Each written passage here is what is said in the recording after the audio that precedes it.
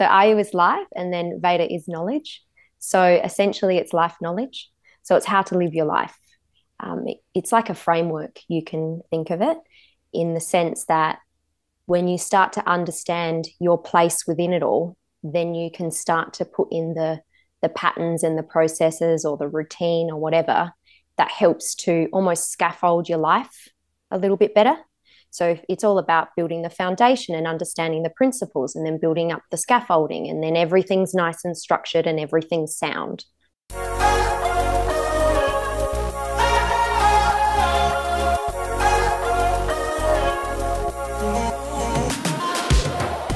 Hey, welcome to the Bodies Built Better podcast.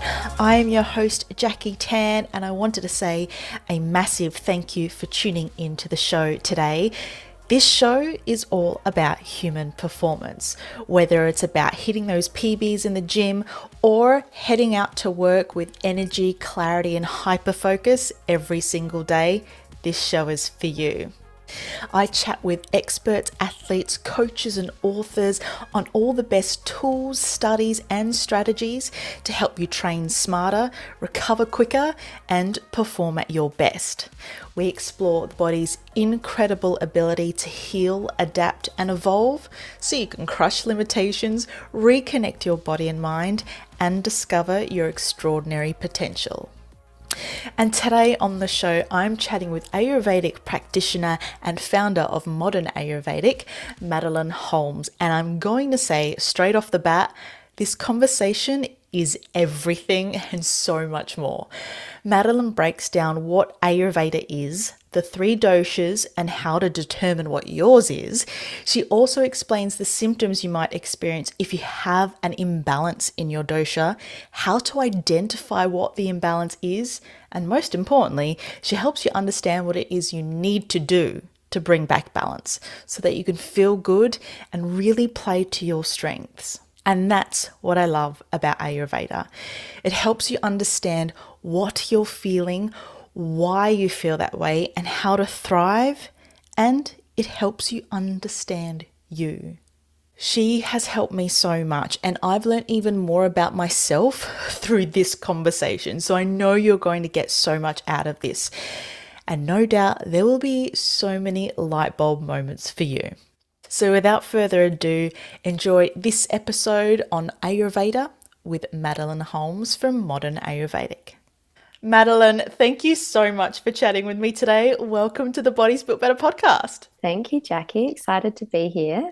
Oh, I'm so glad you're here because you actually helped me last year before I headed over to Sydney. And it was one of those things where, you know, it's not until something... I was going to say shit hits the fan. It kind of does. Yeah. That you go, I really need to figure out what is going on. And I kind of felt like at that time, no one was really giving me answers. And I came to see you and it was this big light bulb moment. It really explained my symptoms and what I was going through. And I really felt empowered then to look after myself in a way that I probably hadn't done in the past, obviously. Yeah. Things didn't go so well. So I'm really looking forward to diving deep into what Ayurvedic is today, because that is what has helped me. But before we do, I'd really love to know, what was your journey getting into Ayurveda? So there's a little saying with Ayurveda that Ayurveda doesn't, or you don't find it, but rather she or it finds you. And so I think everybody's got their story with it. And so my particular story really comes off the back of obviously the typical journey, which can be a bit of yoga and all of those things, but it really was about self-discovery for me. At the time, I didn't have very good skin. That was a lot of cystic acne, and I knew that there was that natural reason for that, and I knew that I needed to get to the root cause. So there was that element of skin, but then there was also a deep-seated past in eating with an eating disorder. And so when I was living overseas at the time in London, I developed stomach ulcers, or the doctor didn't say that I had it. He said I simply ate too much Christmas pudding, but I wasn't eating at the time, so don't know how that happened. And I developed what seemed like stomach ulcers. And I had this light bulb moment, like you said, like a light bulb moment. And I was like, I did this to myself, therefore I can get myself out. And I started to look at all these things that can help. And I didn't know it at the time. I didn't know that there was that Ayurvedic link. I hadn't even heard of Ayurveda before. But about, maybe 9 months to a year after that, I met a new friend who'd just gotten back from India. And she told me about this thing called Ayurveda and what it meant and what it did. And I was like, oh, I'm kind of already doing that. And so then I looked it up and I could study it. And the course was starting in Adelaide a couple of days later. And so I booked in with Dr. Bosco, my teacher, and had a little consultation. And I was just bawling my eyes out, like just crying, crying, crying, because it was just this knowingness that, oh, I found it. Thank God, hallelujah, that there is this thing that I believe in without knowing what it was yet. And it was just this knowingness. So I was very quick, very Vata, very quick moving. And I just made that call and started studying a few days later. And that was that. Wow. Yeah. When you cried and you said you knew, Yeah. was it that calling as in this is your path, this is Yeah. what you're meant to be doing? Yeah. Yeah, And wow. yes, definitely an element of that. But I think it was more outweighed by the fact of, oh, this is my journey for healing. And I think, like I said earlier, when you study Ayurveda, a lot of the time you don't actually know how transformative it's going to be for you. And you might go in there being like, yeah, I'm going to be a practitioner and I'm going to help all these people. But what Dr. Bosco said to us on our first session is, yeah, you're going to be studying Ayurveda, but the next 2 years or so are going to be the most transformational for you. So it's all about you first, and then you essentially figuring out your shit that's hit the fan, like you Yeah, said, totally. and owning that a little bit and delving through that, because you're your greatest teacher with Ayurveda. And so that's what I tell clients as well. Like, it's good that you get to experience this. Yeah. And I mean, how can you help someone else if you can't even help yourself? Yes. Like, I mean, and that goes for any practitioner with what you do, Absolutely, with yeah. naturopaths, with doctors. I think all types of practitioners and professionals really need to look after themselves more. It's a human thing, Yeah. because that's not only going to help themselves and their immediate environment, including their friends and family and the quality of all those things, but it's going to then help how they serve other people in whatever profession they're doing. Yeah, it really is that practice what you preach. Yeah, totally.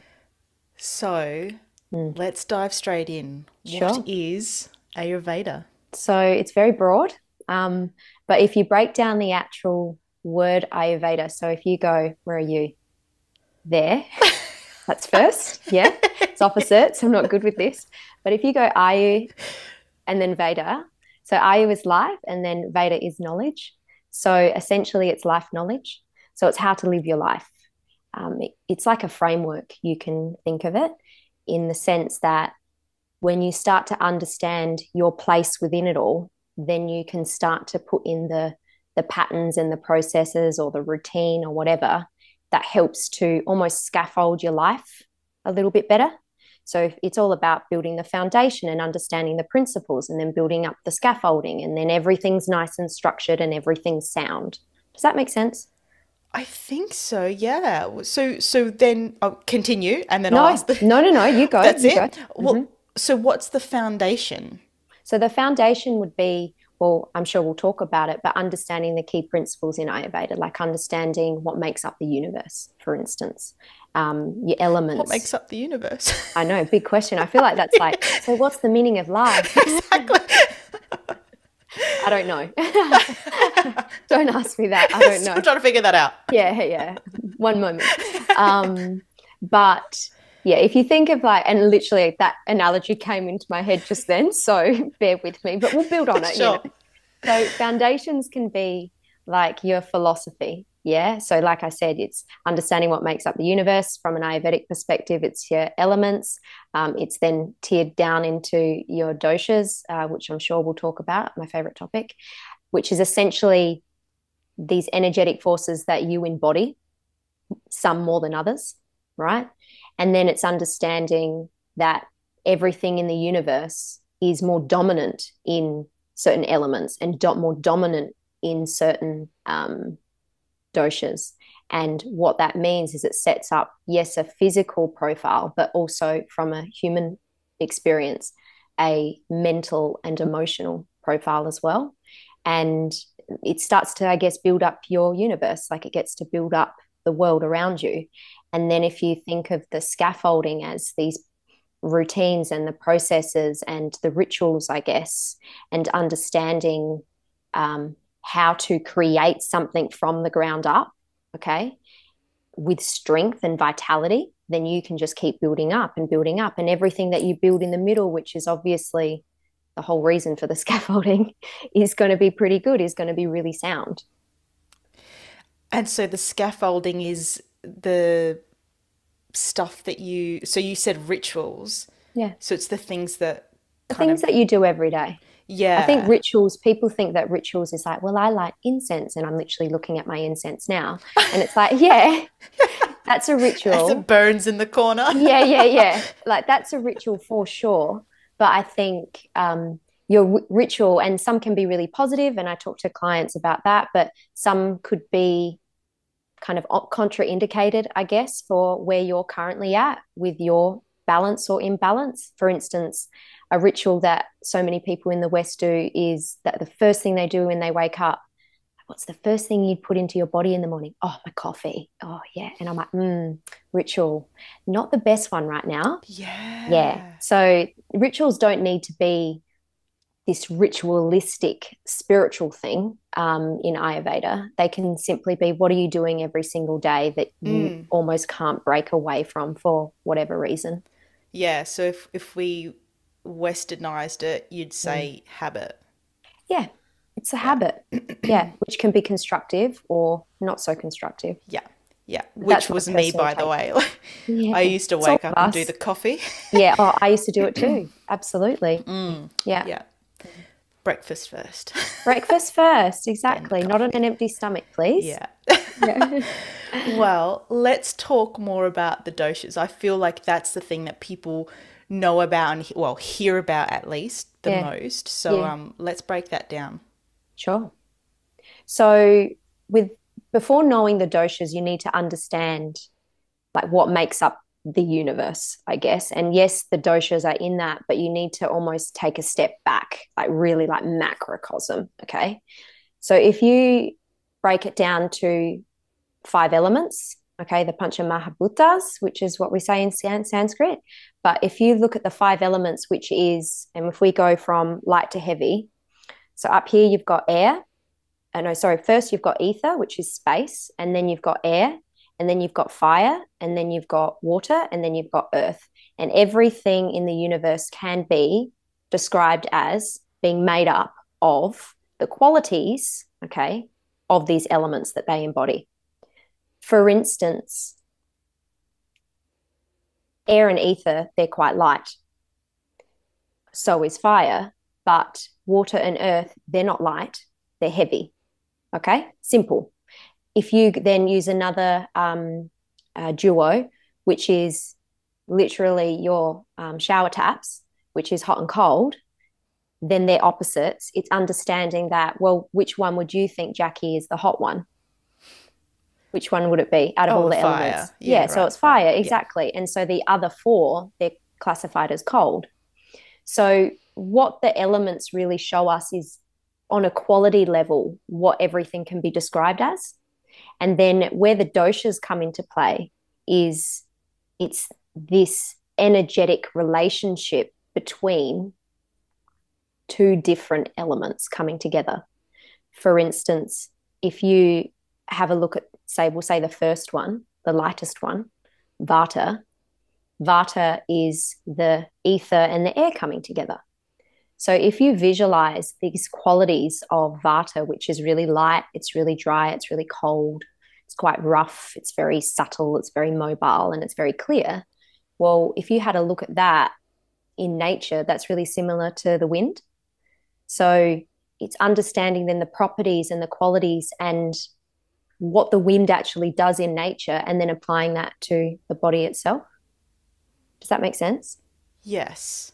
So then if you have a look at Pitta, for instance, which is the second dosha, um, Pitta is made up of fire and water together. So again, it's not like you're looking for fire and water and then plugging them together, because that won't work because we know how they interact. But Yeah. it's rather looking at the qualities of water and looking at the qualities of fire. And one of them, like I said, with fire is the heat. Yeah. Yeah. But then one of the key qualities of water is its liquid component. So if you just take those two, because they're probably the most easy to understand, if you take those two, put them together, then you've got like a really hot liquid. And again, using nature as an example, because all of this stems from nature, we stem from nature too. If we have a look into nature, then we're looking at something like molten lava. Okay. Mm. And then when we apply that to the body and we understand, okay, well, this is the relationship on a quality level with fire and water, then we understand then, okay, it's a hot, fiery liquid. And what that does in nature is if you are at the bottom of a volcano and it starts to erupt and you're just standing there being like, I'll be fine, I'll come out the other end fine, you're not going to be okay. No. You're going to be completely transformed. And that's the key functionality of that Pitta dosha is transformation and metabolism.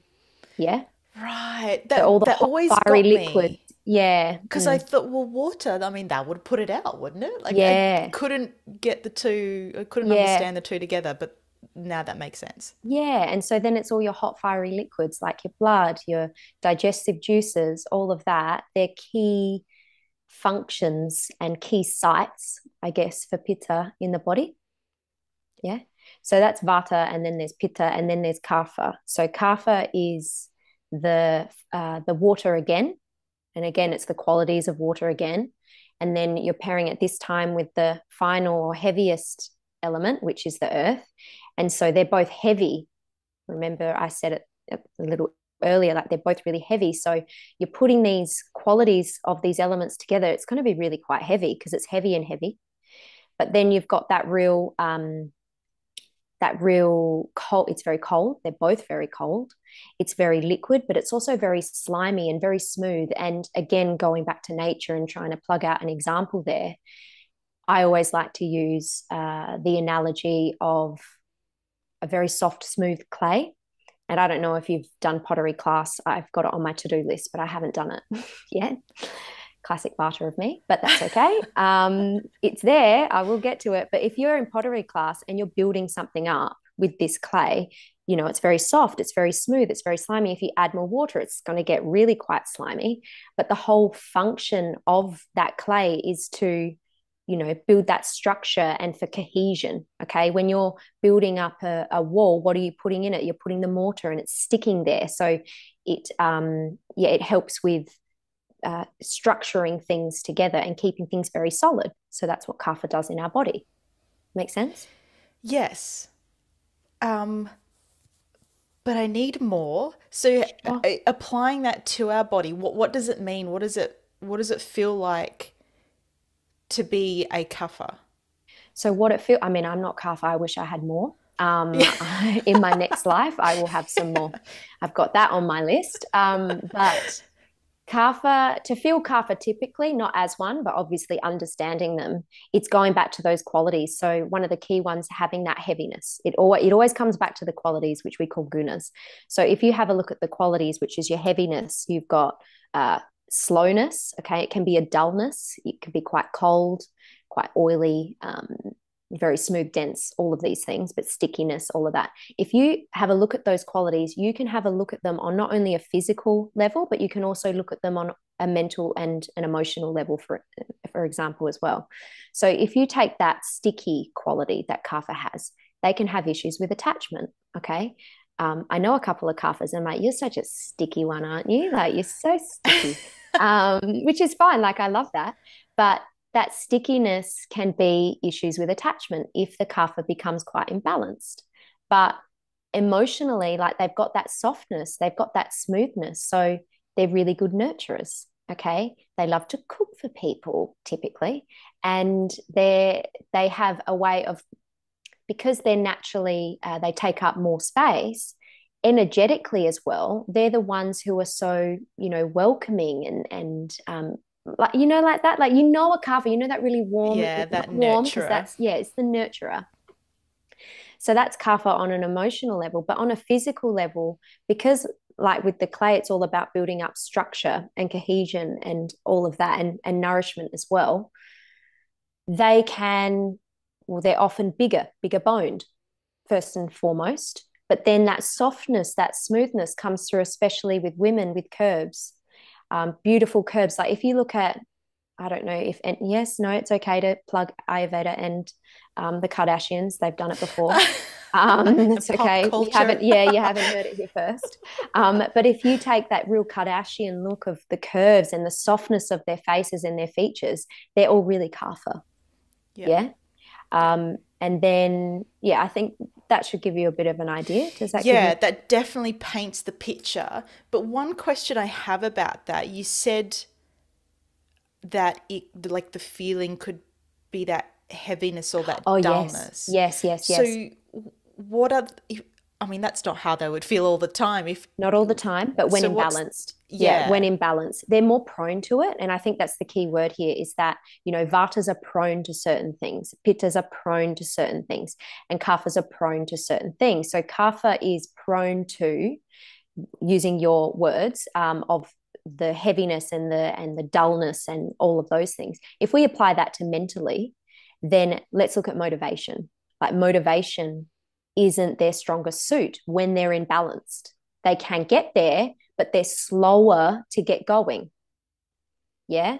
So if you've got like a client in the gym and they move slower naturally, whether it's on the treadmill or whatever it is that you're doing, Just getting you can started. just getting started, but also just getting started to actually start like up with a PT. There's a Yeah. there's a longer, slower process of actually getting themselves to that point. So that's where it can come through mentally and be expressed in their life. But slow doesn't necessarily, definitely doesn't mean that it's not going to happen. It just means that they're better with endurance, because if you think of a boulder sitting on top of a hill, which has a lot of the qualities of kapha, right? If that starts to slowly move, you're just going to be like, yeah, okay, like when is that going to happen? Like, when's that moving? But then as soon as that energy shifts, and then you've got that movement, proper movement, that force, okay, it is rolling, and it will just go and go and go. It will outdo anybody and anything. So that's Ah, kapha. So all of these things, they're not negatives. It's more about understanding them so that you can better understand yourself and then harness your strengths. Like endurance is one of kapha's key strengths. They're naturally really strong. Yes, they can take a little bit longer to get going, but once they're there, they're the ones who won't burn out as quickly. yeah. All about momentum. It's all about momentum. Just getting the momentum Just is the key thing. That's a key struggle for kapha. Yeah. yeah, wow. So that's kapha. Let's go to Pitta. Sure. So pitta, to feel like a pitta or to feel pitta, because you don't need to be strongest in pitta to not know what pitta feels like, though some people feel it more naturally, obviously, than others. But pitta is hot, right? Because it's got the fire element in it. So any if you are naturally more hot-headed, okay, there's your pitta. If you're feeling a little bit more sassy today, there's your pitta. If you've just had a fourth coffee and you've got a really sharp tongue, that sharpness, that fieriness, they're all qualities of pitta. All right. In terms of your physical body heat, I don't know, if anyone has like a partner who's just, you sleep next to them and they're just like a little hot pocket, they're more pitta. Okay. They have more heat in their body. So it's really with pitta, it's an easy one because you are really looking for that heat. Mm. And in terms of imbalances, it's also quite easy to track and trace because you're not only looking for heat, but you're looking of expressions of fire. So look for the color, like look for red. Do you see red? There's pitta. Yeah, right. You know, if there's too much bleeding, there's pitta. If there's inflammation, there's pitta. If you've got red eyes, you've got pitta. Interesting. Yeah. What I found even more interesting is that when I did my, um, yeah, when I worked out my doshas with you, we found that I was pitta, Mm-hmm. and then a mixture between vata and kapha, like those two were very close together in terms of, yeah, what I got. But I Yes. was very dominantly pitta, and I'm like, well, I'm not redheaded and I'm not. But then all Yes. these things came up for me, and so yeah, like that hot, fiery heat. I'm very passionate about Yeah. things, and it doesn't take much to get me talking about the things that I love. My sisters don't appreciate that sometimes. Yeah. But yeah, that redness though as well, and just Mm. that irritation, skin irritation, and yeah, Mm. so I definitely recognize that more when we came up with that for Yeah. me. Yeah. And I think, you know, another key aspect of pitta is what you're doing now. Is you're happy sitting in front of a camera and talking to people and you're super articulate and you know you're expressive and all of those things, but you know all of that is, if you think of fire as that sparkliness, like one of the qualities of pitta is that it's light, sure, which can be thought of as weight. Like fire doesn't have that weight aspect, but it's also that luminosity, and so pittas have that natural ability to shine. So I know, so sweet. But they do because they're a little bit sparkly because they are happy to stand in front of people and have a chat. It still might scare them heaps, Absolutely. Yep. but they still do it anyway, and they're quite good at it. And I'm talking true pittas here. You know, some pittas might not be as much that way inclined, but it's that competitive streak as well. And I know that you would have that too in terms of your physical performance, in terms of sports and, you know, movement and all of those things. Pittas love that. Tick. Tick. Yes. So this is why we confirmed pitta was number one for you. Exactly. That's right. Yeah. It was not such a surprise after all. No. Yeah. So let's go to that very last one. Yeah, so Vata. Vata. So Vata, oh, I know this one, you know, takes one to know one. But Vata, welcome to my world. So Vata is really light and airy, as I said. It's really windy. And in terms of the mind, I guess that lightness and that quickness and that mobility, if we apply it to the mind, it can be, in terms of attention, a little bit short lived sometimes. And especially when in balance, they can be more prone to anxiety, insomnia, all of those things, because there's too much wind going up there. Does that make sense? Like, you Absolutely. know,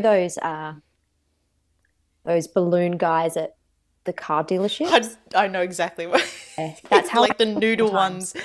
It is like, Yeah, that's but how yeah. I feel. Not so much anymore, thank gosh. But, you know, when I was first coming into Ayurveda, I was like, God, I am like that little balloon man some days, especially when it's a windy day. That's how I feel. So that's how it's applied to the mind. But in terms of the body, like their overall frame is quite light.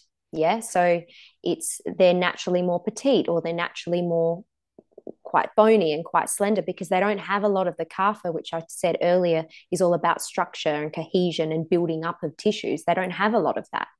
And so we need that kapha to ground. Otherwise, we're just really ethereal, okay, which can be of benefit because they're naturally really quite creative and they're naturally quite connected to more of, if you believe in this thing, that more ethereal realm. They can connect into that really quite well, but then that can too also be quite imbalanced. But physically as well, yes, we spoke about the body frame, but because dryness is one of the key qualities or gunas of Vata, dry skin conditions that there's dryness. Also, dry stools. Sorry to talk about poo, but we're going to be talking about that a lot if we're Happy to talking go about, there. yeah, poo Yeah. talk. I forget that that's not a common thing. Um, but, Vata stools, they're either non-existent because they're so constipated, or they're, like little goat pebbles. So really, really dry. When they're imbalanced, again, they're just prone to these things more than a kapha. A kapha's like, what do you mean you have pebbles as poo? Um, it's just all understanding what you're prone to.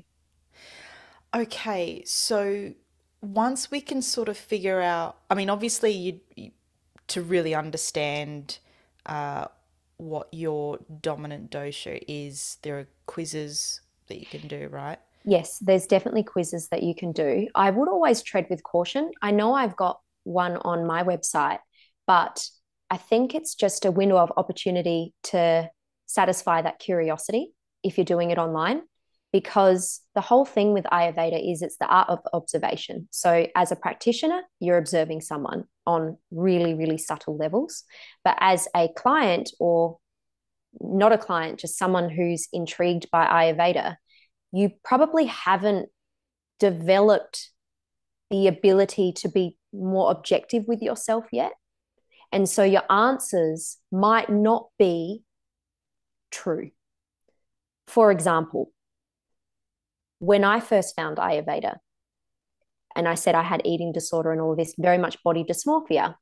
So when I was answering the questions about body frame and this, I didn't know, I didn't answer Vata about that. I was like, well, no, I've always wanted to lose weight, which is typically a kapha thing. And I think I'm more athletic, like I'm not skinny at all. And so then how that skews your answers. So that's why it's really important to reach out to a practitioner. If you can, whether it's online or it's best in person because they can check your pulse as well. But you need someone to be able to guide you through the questions. And if you are doing it online, it might be best to do it with your partner sitting next to you, or your mum, or your dad, or your sister, or sibling, because they're going to be like, no, actually, you were more like that at 16. Because that's when we do the quiz, or we reflect on that moment in time, because your natural constitution, which is the combination of doshas that's unique to you, we call that prakriti in Sanskrit, but that's established at around the age of 16, 17. Yeah, which I found so interesting because that was part of, that questioning during my consult, Mm. which I didn't understand until you said actually not so much what you're feeling now. Think about when you were 16 or, Yes. thereabouts, because in that moment I was very symptomatic of, what was going on at the Yeah. time. Yeah. Yeah. And so Ayurveda really understands that there's two states of being. So you've got your prakriti state, which is what I said before, established at around that age of 16, 17, which largely has a lot to do with genetics, obviously, but also understanding that your environment also impressions that as well. And that's what science is coming to understand with as well. And epigenetics and all of these things, Ayurveda's always understood that there is a role, the absolute role, but there is a balance between what you've inherited and then the result of your environment and your surroundings for sure. But that's your prakriti state. And then there's which you should try and stay imbalanced with. That's the whole like core or key objective of an Ayurvedic lifestyle and an Ayurvedic way of living is understanding who you are and then understanding how that prakriti type, doshic constitution lives best so that you keep your vikriti state, which is your current state. And by current state, I mean now, now, now. Like it's literally like that. It's constantly in a state of flux. So you're trying to keep your Vikriti state in alignment with your Prakriti state. So you want to keep them as close as possible, knowing that seasonally they'll change, day to day they'll change, even meal to meal they might shift a little bit depending on what foods you're having. If they're more Vata, Pitta, Kapha, for instance. Can we talk a little bit more about that Mm. just to get my head around it? So if I'm a pitta, but let's just, well, pretend for the moment, Sure. but I'm currently feeling or experiencing more what a kapha would, where I'm maybe really Heavy. sluggish, Yeah. exactly, Sluggish. Yeah. slow, and Yeah. really You might have a bit of weight gain, those things. exactly, yeah. Yeah. Yeah. What would, how could you then balance them? Yeah. So it always comes back to with anything, and I'm sure we'll touch on this a little bit more, but with Ayurveda, no matter how you're feeling or what you're coming to see an Ayurvedic practitioner about, they'll always check your Agni, which is your digestive fire. So with because the whole point with or the whole reason for imbalances is from accumulation. So accumulation of toxins impairs your Agni, your ability to digest, your ability to metabolize. And it starts in your gut, but then obviously your tissues also have an ability to metabolize as well. And then if it all starts in your gut, then if it all starts in your gut, then with accumulations, if you have an impaired Agni, then you'll start developing more toxins. They'll leach into your deeper tissues, or you'll accumulate more of the doshas. So, in your example, you may be eating too much kapha foods. You might be living too much of a kapha lifestyle, blah, blah, blah. And then that's accumulated and the Agni's low. So then you get the physical manifestations because it's left the gut and then it's going into your deeper tissues. And one of the key tissues that is linked to kapha, your densest tissue, is your fat cells. So hence the weight gain and the heaviness and all of that. But you might not even have the weight gain. You just might feel really heavy. And a Vata can feel those things too. But it always comes back down to the Agni in all cases. Yeah. And rectifying that first.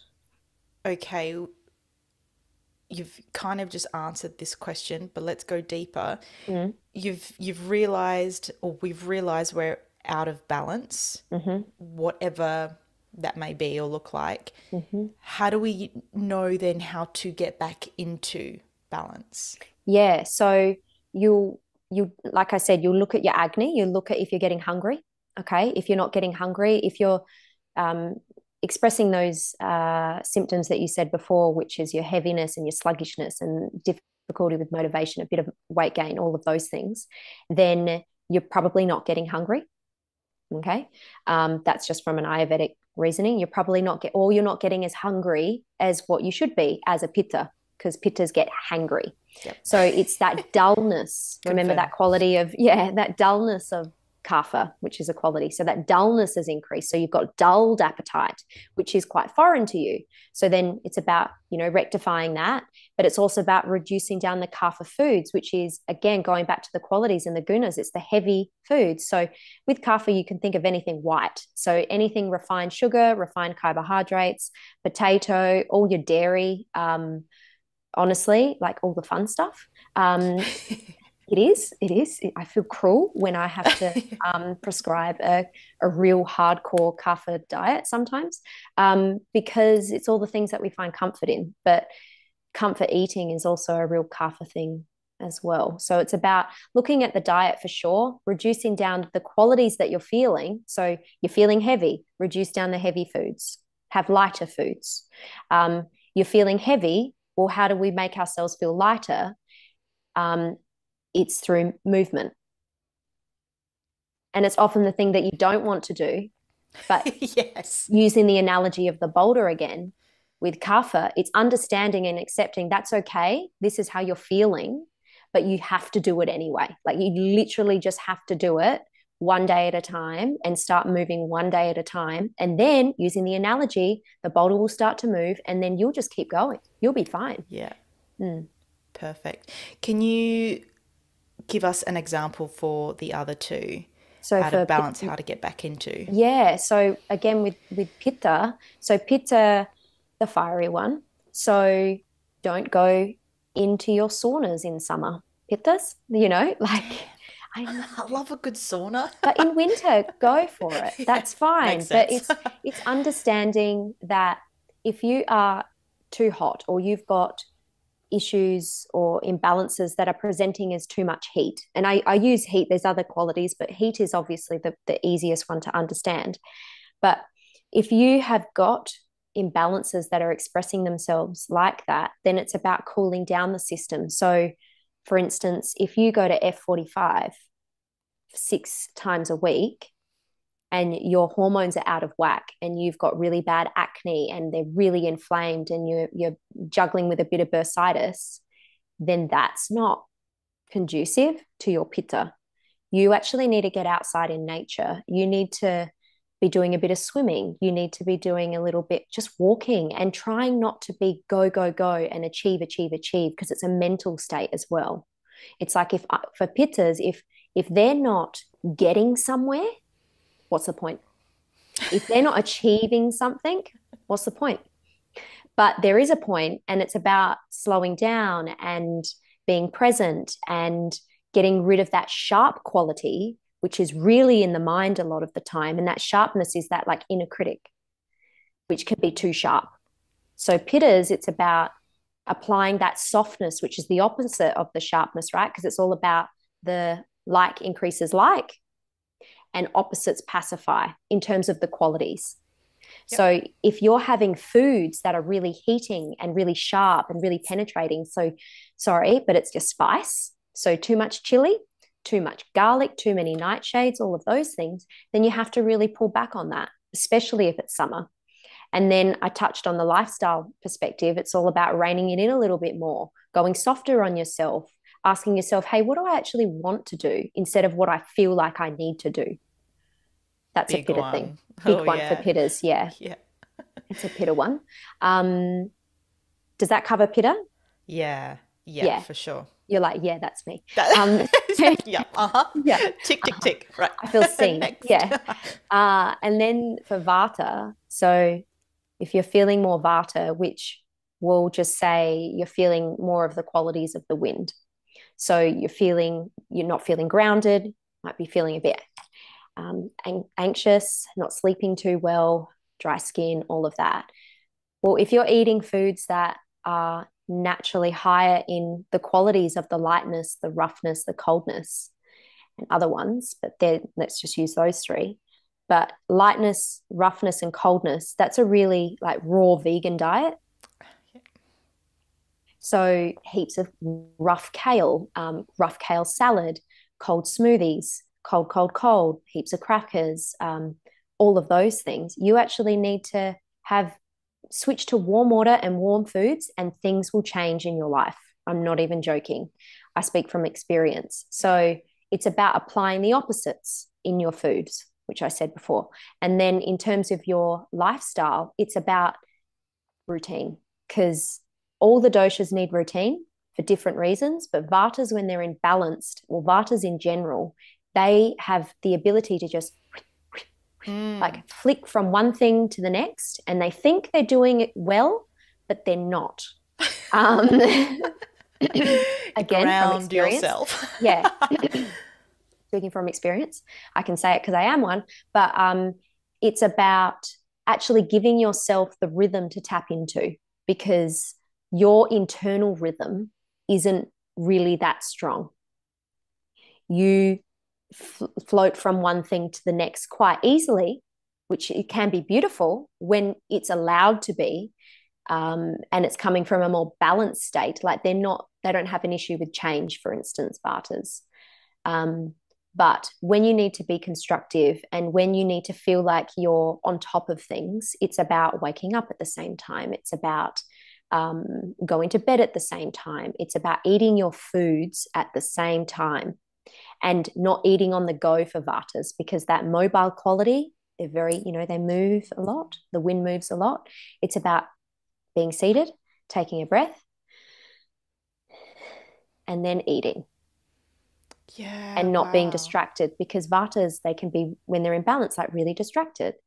So it's picking out all the things that, and this is for all the doshas, it's picking out the things that you're most concerned about, or things that you've noticed have started to, remember, accumulate in the body and starting to express themselves because of that accumulation.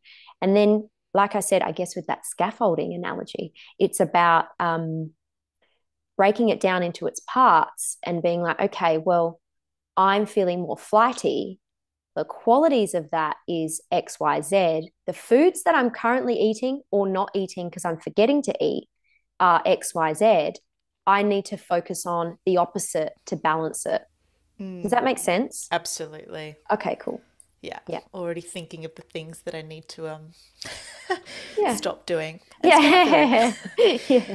Yeah. Is it possible? I don't know if you've kind of answered this, but is it possible to have like a mental constitution and a physical constitution? Because I Yes. feel like that, as we've said, I'm that Pitta type, but I feel like I can get in my head. I can Mm. be a bit flighty. Mm-hmm. I love to really think about things and get creative. Mm.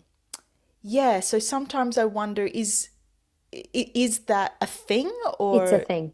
Yeah, it it's is a thing? definitely a thing. It's definitely a thing. And I think it's understanding that that's how your unique constitution, your prakriti is, well, like I said, I'm using the word again, but it's so unique to you because where the vata falls in you, where the pitta falls in you, where the kapha falls in you is just as unique as your prakriti quiz score. Okay. And I think uh, understanding where, and this is probably going too broad, but and more in depth, but Ayurveda literally taps into everything. So I'll brush over it. But for instance, there's different seats in the body where vata, pitta, and kapha are more condensed. So, for instance, vata, nervous system, colon. Okay. So if you're talking about, Jackie, that you have the tendency to still feel a little bit flustered and this and, maybe get a bit anxious and all of that, then your vata, how it's expressed for you, could be more within the nervous system than your pitta or your kapha. And your vata isn't necessarily in your colon, which is also a key site. You've got more pitta guts, for instance. There's another one, I think, using they're not necessarily opposites, they're almost opposites, I would say, like the vata and the kapha as well. So remembering vata being that more airy type, and then windy type, and then you've got kapha being that denser, more grounded type. If you look at the qualities side by side, they're like the opposites. Okay. So if someone's really imbalanced in vata and they're all the way up here, you're going to give them more kapha passive, like more kapha increasing foods and lifestyle to try and bring that down. And the opposite applies for kapha imbalance, right? So with a kapha vata constitution or a vata kapha constitution, because they don't mean the same thing, they're really interesting because you can have a vata mental constitution, which has all the qualities, like I've said before, about that lightness and that airiness and that nervous system of a vata, but be in a more kapha dominant body. So have more curves, be earthier, be more prone to phlegm and maybe a digestive system as well that is slower and more sluggish. But your mental constitution and maybe even emotional constitution is more vata. Yeah, Flighty and more flighty, yeah. more nervous, more fear prone, issues with insomnia, issues with anxiety, but really creative and inspired and all of those things. That's possible too. Anything's possible, but yeah, it's a really good question because it definitely does exist, but it always exists. Because, for instance, with myself, like I'm probably like a type A vata pitta. I am very vata in my mental and emotional constitution, but also in my physical constitution, with more of that pitta coming through as a secondary in both. So it's quite, I guess, even and obviously spread. But in your question, it's not always that obvious, which is why you need to go beyond just an online quiz if you're really interested with Ayurveda, because you need to have a practitioner or an Ayurvedic doctor to actually guide you and figure out, okay, well, where is your vata? Where is your kapha? Where is your pitta in terms of your mind, your emotions, and your body? So if you're feeling really heavy, sluggish, but also really nervous, Mm-hmm. What do you do? What do you do? So you have to come back to the acne. You have to come back to where your guts are at. You have to Okay. come back if you're getting hungry. Are you not getting hungry? You need to make sure that you're getting hungry because both of those things, that nervousness, I've been using Vata over here. Sorry, can't switch it up halfway through. So Vata is over here. So if you're saying you're more nervous and anxiety and all of those things, but then you've got that sluggishness and you've got all of that, which is, yes, typically more kapha. This is where it gets tricky because the symptoms of poor agni, digestive fire, is the sluggishness, is the heaviness, is all of those things. And signs of toxin overload is all of those things too. It presents quite similarly to kapha. So when someone comes in and they're really vata imbalanced, but they've got those symptoms that you're explaining before, you have to be able to determine whether it is kapha imbalance or agni and ama toxin imbalance. So do you see how it's actually a science? Like it is a Absolutely. science of observing. It's not that easy. It should be easy when you go, oh yes, the elements, isn't that nice? Oh yeah, the doshas. Oh, what am I? Isn't that fun? But it's so much more than that. Absolutely. Yeah, it's so much more than that. That's where you come into it. Yes, or someone like me. It doesn't have to be me. Yeah. So tell us more about the dosha clock, because Yeah. that's part of what you gave to me when I did my consult. Mm. And I'm still confused around it, to be honest. That's okay. We can touch on it again. So, So with me, for example, the Pitta clock. Actually, maybe the just Pitta Time. explain what it Yeah, is first. I'll go. I'll roll it out. So Roll it out. the whole idea with the doshas is that just like the elements, they're in everything, everyone in different amounts. So if we break it down into time, then different times of day are going to be governed by the energies that are more dominant in Vata, Pitta, Kapha. Make sense? I think Yeah. so. So, okay. So, Keep it for rolling. instance, keep it Yeah, rolling. That boulder, just keep rolling. exactly. Slow to So, catch on as well. yeah, yeah, it's okay. It's a big topic. So, with the time, when you wake up in the morning, well, hopefully you wake up before 6, and if you don't, you should. But the reason being for that is at 6 a.m. to 10 a.m., that's a kapha time of day. The reason being is the qualities or the gunas of kapha, for instance, to name a few, that slowness, that dampness, that coldness, all of that, that sluggishness, that's all more dominant during that time of day. So kaphas especially, when they wake up, they're not good at waking up because they're slower, they've got that dullness, the motivation isn't there, all of that. They love to sleep, they're great at sleeping. So getting them moving in the morning is really difficult, especially if they don't wake up before 6, because as that window of time goes on, like the kapha accumulates. So if you are anyone really, but if you're waking up at say 8 o'clock, you're going to feel really heavy, more so than if you had to catch like a red eye flight, like I had to do the other day, and being up at 4:30 in the morning, you're like, wow, that was hard, but now I'm up and I'm like, bing, Totally. because the energy is different. And we'll get Mm. to what that energy is. But in the morning, because it is more kapha dominant, it's about, okay, how do we push past that heaviness, that slowness, that dullness? Not only just for kaphas, but for all of us, it's understanding then how to utilize and work against or with the energies that are more dominant and present at that time. So we should all be waking up either quite a bit before 6 or right smack bang on 6 and doing some movement. It's about moving the body. That's a key focus in the morning. It's about getting the whole body moving. It's not just our physical bodies through exercise, but it's about getting your elimination moving as well. We don't want that to be sluggish. So that's kapha time. Does that make sense? Yeah. Yeah, Okay, definitely. good. Yeah. Okay, good. It's all coming together now for Okay. me. Because you're kind of in that mode now where you go quiet, and this is what clients do. And I'm not sure if I'm making sense or I'm making quite a bit of sense. So I Is have she to check still in with with me? you. Are you here? Okay, yeah. Have you I glazed am. over? Oh, yeah, yeah, Yeah. yeah.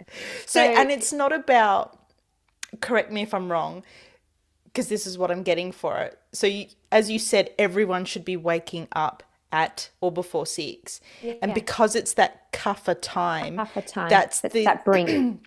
that's the kind of would you say elements of what you'd want to pull from that morning, so it is moving slowly, or Well, it can be.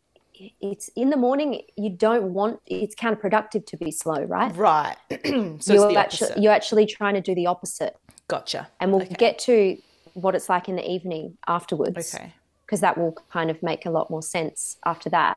But when you push past that kapha time and you've done all the things, then you've arrived at more pitta time in the middle. Pitta is always in the middle. So if you go from 10 a.m. to 2, that's pitta time. If you think of where the sun is in the sky, pitta, sun, fire, up. Okay. It's peaking. You're peaking. Your digestive fire is peaking. Your sharpness intellectually in terms of all the jobs that you're doing, whether it's work or whatever, like you have peaked. You are in a rhythm. Okay. Your fire's ignited. And that's because of that pit of time of day. But then it's really important remembering back to the key functionality of pitta, which is transformation. Yes, you're getting all your tasks done, you've hit it, all of that. But then it's about metabolizing too, which is then really important to be eating your biggest meal at that time, because your agni, which is fire, which is digestive, metabolic fire, is also peaking. So when you skip lunch, which so many Westerners do, because our society doesn't, if you're working in a really stressful job, they might say, well, you can have lunch, but like we'd prefer it. They'd never say it, but they Yeah, kind of exactly. assume that you just won't, Yeah. or you'd eat at your desk. And that's really bad for your acne, and remembering that everything really starts with your acne in Ayurveda. So if you miss that opportunity to eat, then you're not obviously refueling, and you're not nourishing yourself, but you're going to burn yourself out. You're going to actually burn out your acne. Your flame's going to go out. And then by the time you have your really big dinner at dinner time, you don't have an acne there to digest it. So then it doesn't metabolize, and you get your toxins, and then you might be putting on weight and all of these things. So that's why it's important to look after yourself and your pitta during pitta time. It plays into your strengths in terms of, you want to be getting, that's why you move, so that you're not too sluggish in the morning and you miss, and that sluggishness carries over into that peak pitta time, which is there for you to harness. Does that make sense? Absolutely. Yeah. Okay. Yeah. She's not glazed. That's good. Yeah. And then at 2 p.m., you've eaten all of that. You've done most of um, the harder tasks of the day that really require you to think and process and analyze. Then from 2 to 6, that's more Vata time. And that's when we all, but especially Vatas, they'll get really quite airy and a little bit light, and it's a bit more scattered, like, oh, I can't really concentrate right now. That's when Vata energy starts to become more high. And it's a really good time to ground. It's a really good time to focus on tasks that don't require you to probably start, because that requires a lot, but really focus on, it's about wrapping up things, or maybe creative tasks and brainstorming and all of that. That's more Vata. Okay. And when we do our biggest exercise, I guess at about like 5, or if you're doing a lot of exercise at that time, maybe you finish work early at 3 or 4 and you've gone to the gym, but you're actually exasperating that mobile quality in Vata a little bit too much.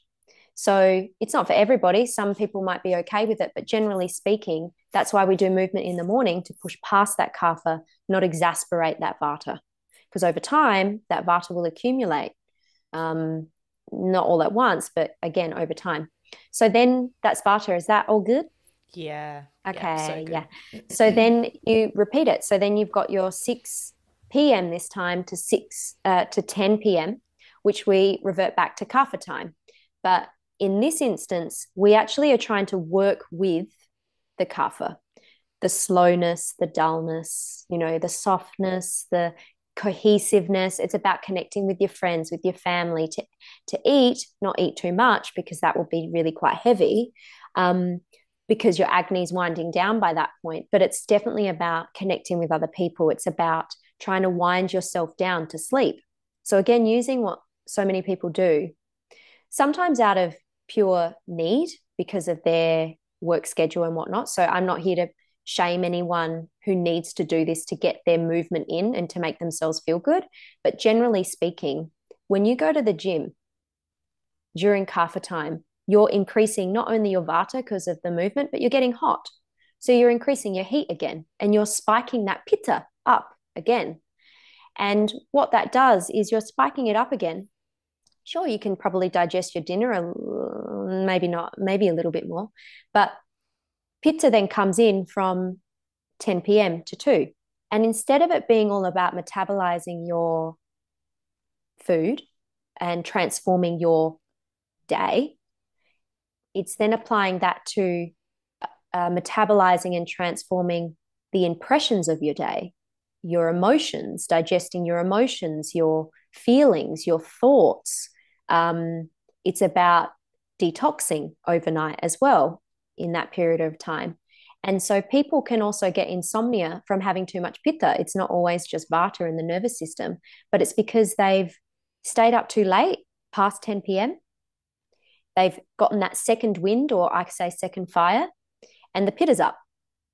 And then it stays up. And then they're like, why does anyone sleep? It's so not productive to be sleeping. Classic pittas. And they will just stay up and then they'll become very burnt out by doing that pattern. But the whole reason why we need to be asleep at that time is because we need to transform, we need to digest, we need to metabolize, but not in the same way as the day. Yeah.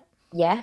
And then we go into Vata time again, which is that 2 a.m. to 6 a.m., which is, if you look at the elements of Vata, which is your ether and your air, it's more ethereal that time.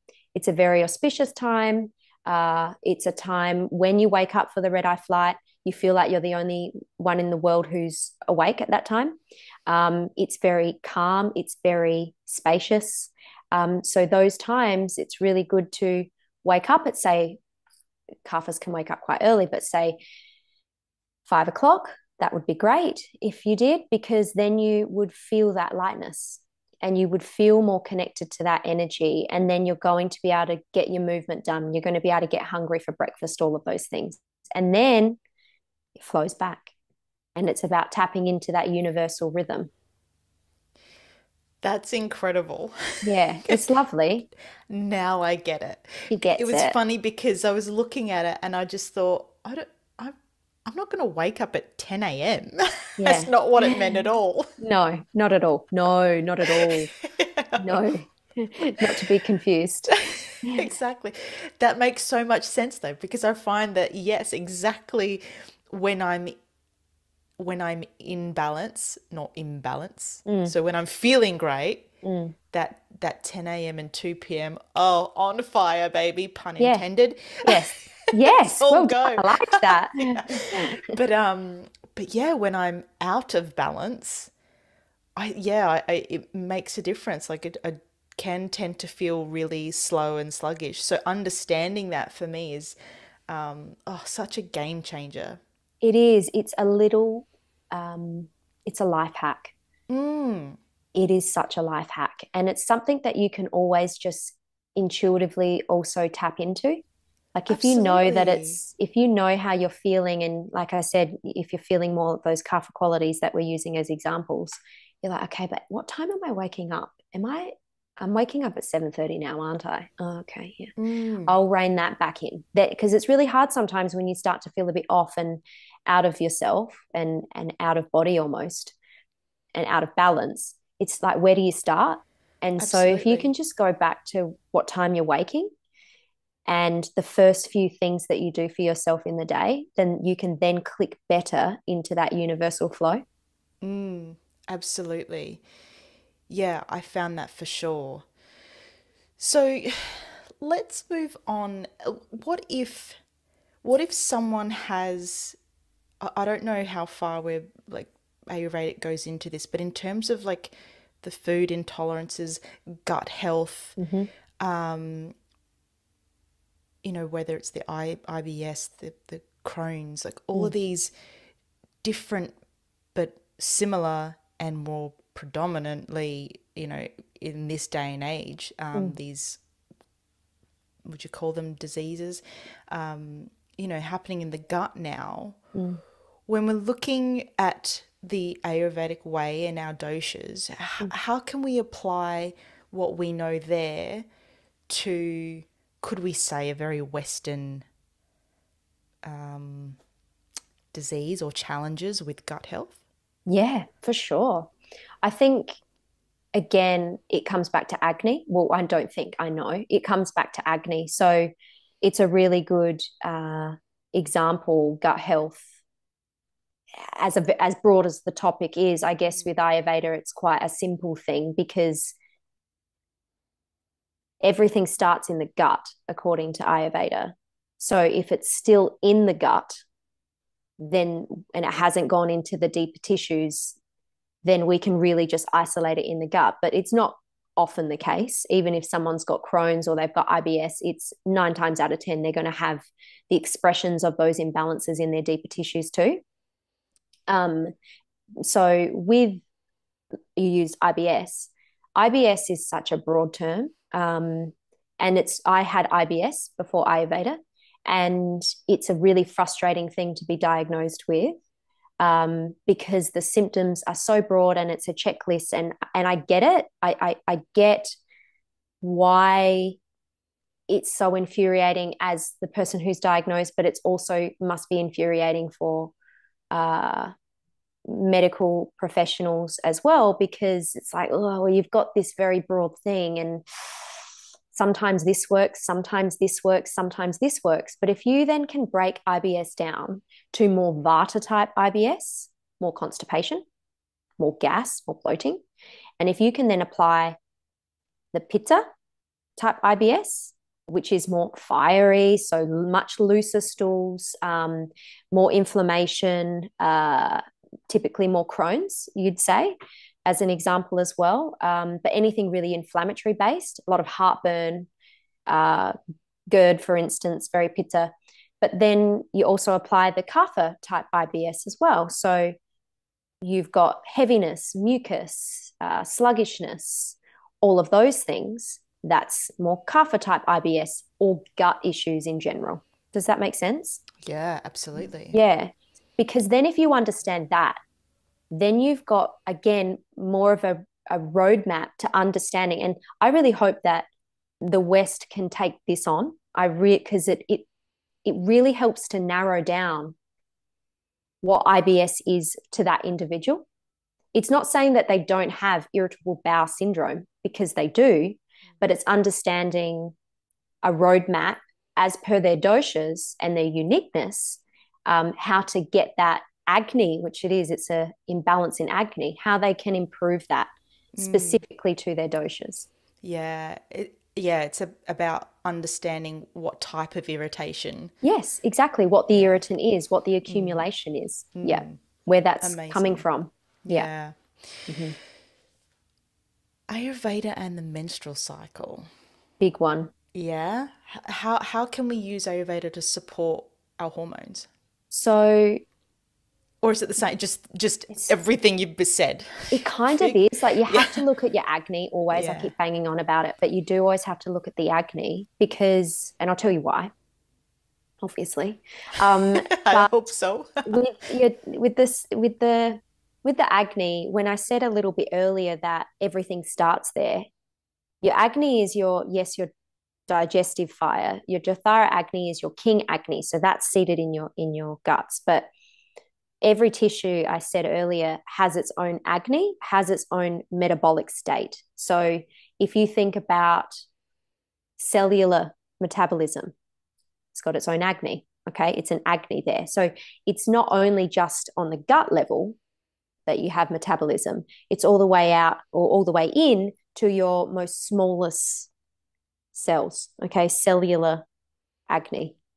So then there's the middle ground. So if you think of if you think of you eating something, whatever it is that you love, and you're taking that in, and your agni is able to properly digest that, assimilate that, break it down, and then it then leaves the gut. Okay, and there's no toxins or armor that's accumulated because the waste has been excreted properly. Then all the nutrients is then going to go whoop, over into your plasma, and then it's going to go into your blood, and then it's going to go nourish your muscles all the way out to what is your then reproductive tissues. So that's the chain of effect and chain of tissue nourishment. I skipped a couple because you've got a screen here and I can't, I got to narrow it in a little That's bit. right. Keep it small. Yeah, dot there. Just stand Reproductive back. tissues. Yeah. Um, so it's understanding that in order for your tissue, and this applies to fertility as well in Ayurveda, but if you are not properly nourishing or getting the nourishment via your agni, then your tissue nourishment is also going to be impaired. And not always all of them. It's not always directly linear or obviously linear in everybody, but you need to make sure that the tissue nourishment's there. And so with menstruation, it's the same principles as looking for the qualities. So if someone's coming in, for instance, they've got a really scanty period, or they have amenorrhea, so they don't have a period, that's often 9 times out of 10 caused from Vata. That can be Vata lifestyle, that can be Vata food, that can be trauma, that can be just their constitution and they're coming off the pill. That was my experience. Because they're naturally drier individuals, getting that period back after the pill can be quite difficult. Okay. But it's understanding then if they also have a lot of pain. Pain is very neurological, obviously, and remembering that I said that Vata linked to nervous system, one of the main seats. So whenever there's pain, there's Vata in some way. But that doesn't mean that it can't be Vata, Pitta, and Kapha imbalanced menstruation. Well, that's too complex to get into, I think, today, but I could Yes. just go there. I'm just itching to go there, but I'm not going to go there.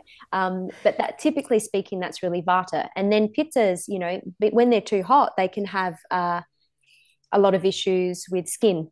Okay, a lot of their skins will really flare up at different stages of their cycle. Commonly, though, it's in the lead up before their period, like the week before, because that's when pitta spikes in our system. All women, but pittas will really feel it. And so they might get the skin, they might have really heavy periods, bright red, heavy periods, but a lot of inflammation. And then kaphas, they are more prone to like those really thick clots. So we did the poo talk. Now we're doing the clot talk. The blood talk. Yeah, the blood talk. Yes. So they're more prone to clotting. They're just anything to do with a lot of tissues, a lot of water retention, weight gain, all of those things. They're really kapha, commonly kapha in terms of their menstruation. So it's all about, again, looking at what the qualities are of imbalance of your cycle. But I wouldn't be recommending anybody self navigating this, because your menstruation is fundamental to your health. And I wouldn't suggest someone just trying something off the internet unless they really know for sure, because you could be doing more imbalancing and confusing your body more. So I can't stress that enough. Yeah, absolutely. Get help. Get help. At the beginning of the interview, we spoke a teeny tiny bit on rituals and Yes. how you can have ones that really support you and then Yes. ones that don't. Yes, So, like your coffee first thing in the morning. Yes. exactly. Eat first. Eat first. What else what other rituals do you think that we should know about or potentially Start to do. start to do? So warm water, very important, especially for females, and that's a common practice in both Eastern sciences, so your Chinese medicine and your Ayurvedic medicine. But it's very important for the digestive system. We cold water is really jarring. Okay, we want to keep things warm, and especially for menstruation as well, we want to keep things warm for females and well, males as well, but I can't stress females enough. And it helps with your digestion, it helps with your assimilation. If you're sipping warm water throughout the day instead of guzzling your, liter and a half of, cold, even room temperature in winter is cold water, then you aren't stunting your agni, your digestive fire. You always got to think of your agni as a little flame. So you're not wanting to douse it, okay? Because you have a metabolic capacity of digesting and assimilating water as well.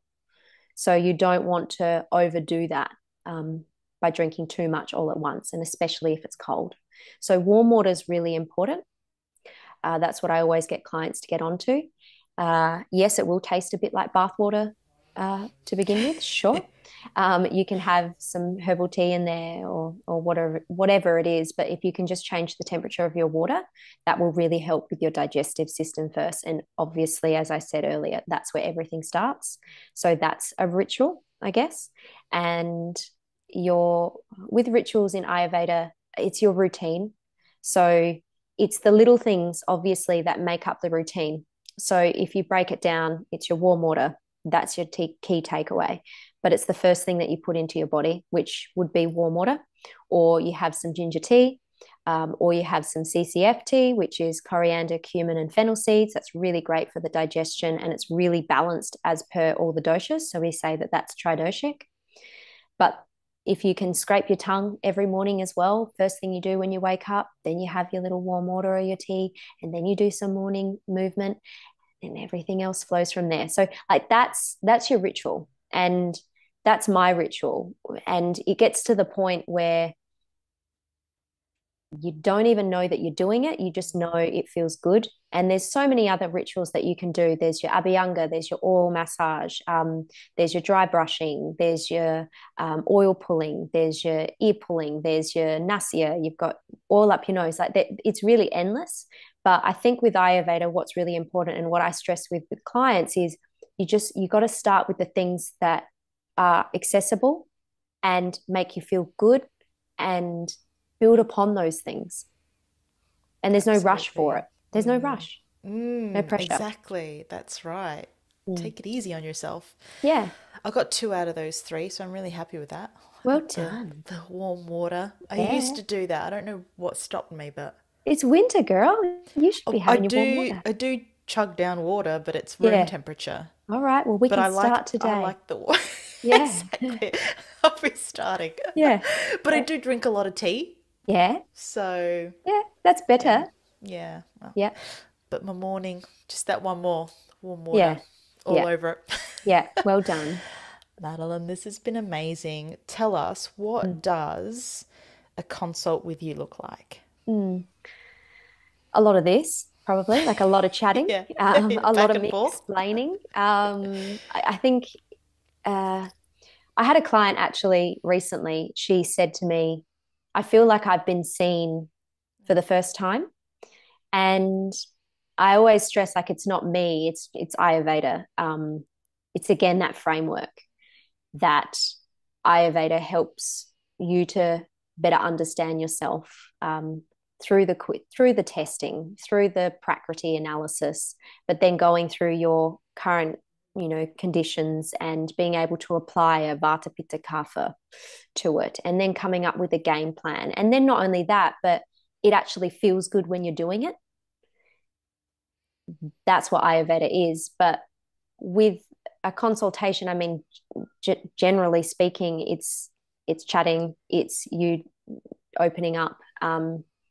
You have to be open to Ayurveda, because you have to be able to let the practitioner in on certain things. Not everything, and things can layer by layer come back, but you have to be willing to step into Ayurveda Yeah. in order for you to Talk get about your stuff poo. out of Ayurveda. Yeah, talk about your poo. Your Yeah. period. And periods. Yeah. Yeah.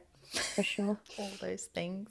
Yeah, great. But you make it so easy as well to open up, because you have this beautiful presence and acceptance as well. Like there's no pressure there, and you know that you're there to help. Mm, So thank you. yeah, it's Mm. it's a beautiful space, and I highly recommend it. And you know, our bodies speak this language, and you know, we the more we learn, the more we understand what it's communicating with us. So I couldn't have said it Ayurvedic, more yeah. perfect myself. Well done. Thank you. Yes. Write that down. Yeah, no, it was great. I would have said that myself. That was good. How do people find you? Okay, so you can find me on Instagram if you need. It's Modern Ayurvedic or at Modern Ayurvedic. And my website is modernayurvedic.com.au. And our clinic or my clinic is located in Goodwood at Good Hub. I'm not sure how many people would be aware of that, but it's just a humble little clinic room there. And that's on Goodwood Road in Adelaide, South Australia. But I also do Zoom as well. Beautiful. So you do the virtual consults as well. Yeah, for sure. Wonderful. One lucky last question, and Sure. you've given us so much today. So thank you so much. But if there's something that we've missed, how do we make implementing Ayurveda into our lifestyle maybe easier or less intimidating? Mm. Remember that you'll never be a guru. Like, or that's not the goal. I think with Ayurveda, and it's meant to be humbling. Even as a practitioner, I don't know everything. Other practitioners might know more, and that's okay. And then their doctors and their teachers will know more, and you'll learn exactly the amount that you need to apply to yourself right now, and that's okay. You don't need to read all the books. You don't need to take on absolutely everything. It doesn't need to change your life to anybody else who's looking in, but you just need to do things at your pace, or maybe not at a kapha's pace if you're a kapha. A little bit You might faster need than a that. you need a little kick from your practitioner, which is fine. But it's just understanding that you don't need to be the guru in this. I think we need to be applying that to our lives in But it's general. everything. It's everything, and it's the That's pittas perfect. especially. Pittas Yeah. feel like they put that pressure on themselves for sure, more than the others. Yeah, Madeline, this has been so sensational. Thank you so much for sharing your knowledge with us. I that's really okay. appreciate your time. I appreciate you. Thank you for having me. I feel like I've been the client in this. Now I know how many questions I fire at my clients, and I apologize to all of you, yourself included. Wow, it's a lot. Well, you did great. Okay, thank you. Thank you. Thank you. That's good. Thank you for having me. I appreciate it. That was Madeleine Holmes from Modern Ayurvedic, and I would love to know, what is one thing that you are going to apply from this episode? I know what my thing is, and that is the water. I think the warm water in the morning is going to be a game changer for me, because all the morning stuff that I've applied lately has really made a difference, and I can't wait to add that to it, because I feel like there was just that missing link, and I feel like that's it. So I'm super excited to add that into my rituals. Tell me what you're adding into yours. I would love to know. You can find me over on Instagram, Jackie Tan. Forgot my name for a moment there. What is it again? Jackie Tan _RMT. That's what it is. I would love to know what you are going to add. If you want to be getting in touch with Madeline, you can find her Modern Ayurvedic on Instagram, or make sure you head over to her website, check out her offerings, and book in an appointment, whether that's face-to-face or online. I can highly recommend. As I said, I worked with her last year, 2021, and it's helped me so much, and I keep learning more about myself and different symptoms that pop up, and knowing this stuff has really helped me. So I can highly recommend it. Go check it out and let me know how you go with it all. If you love this episode, please subscribe, share it with your friends, and leave a review, because all of this helps this little show get out to even more people. Have the best day, week, month, and year. And here is to a world of bodies built better.